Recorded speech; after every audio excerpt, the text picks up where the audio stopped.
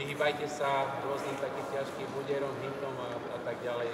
Šport je o radosti, tak majte dnes radosť. Ukončenie hokejovej amatérskej ligy vyvrcholilo v Kežmarku aj priateľským turnajom o pohár primátora mesta. A opäť pod hlavičkou Európskej komunity športu. Ja sa teším, pretože keď sme začínali Európske mesto športu, tak tedy sa nám po covide podarilo dostať viac ako 8 000 amatérov, amatérskych občanov, aby vôbec niečo športovali. A to boli rôzne druhy športu, nebol to len hokej, boli to behy, boli to kolky a tak ďalej rôzneho veku, takže to bolo super.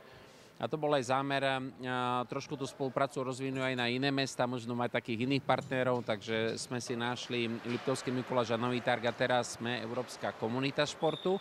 A v rámci toho sa organizujú také rôzne, nie profesionálne, amatérske stretnutia, aby si vôbec zašportovali. A dnes práve sme svedkom takého stretnutia, je tu 60 hokejistov, ale hokejistov amatérov, čiže to sú chlapi, ktorí jednoducho po práci si prídu zahrať. Toho roku to je druhý ročník pohár primátora, je to vlastne turnaj robený na základe ako ukončenia hokejovej sezóny v meste Kežmarok, keďže vlastne na týždeň sa už topí ľad. Minulý roku nám to nevyšlo, čiže len pred minulý rok a toho roku.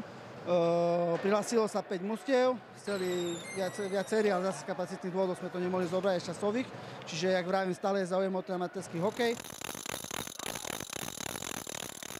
Sarka, teba baví hokej? Áno. Chcela by si možno sa aj naučiť nejak tak korčulovať s hokejkou? Áno. Koho si tu dnes prišla povzbudiť? Mamkyného šéfa a míňa. Akému mužstvu teda fandíš? Šport je cesta.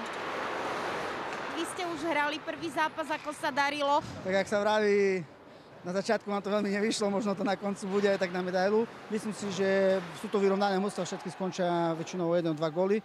A zatiaľ mali Slávkov, má 2 výhry, čiže asi oni budú mať na prvenstvo.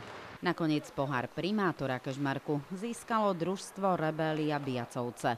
Druhé miesto mali Slavkov, tretí skončili Pelikáni, štvrtý Ulve Flok a posledné 5. miesto sa ušlo organizátorovi turnaja, družstvu Šport je cesta.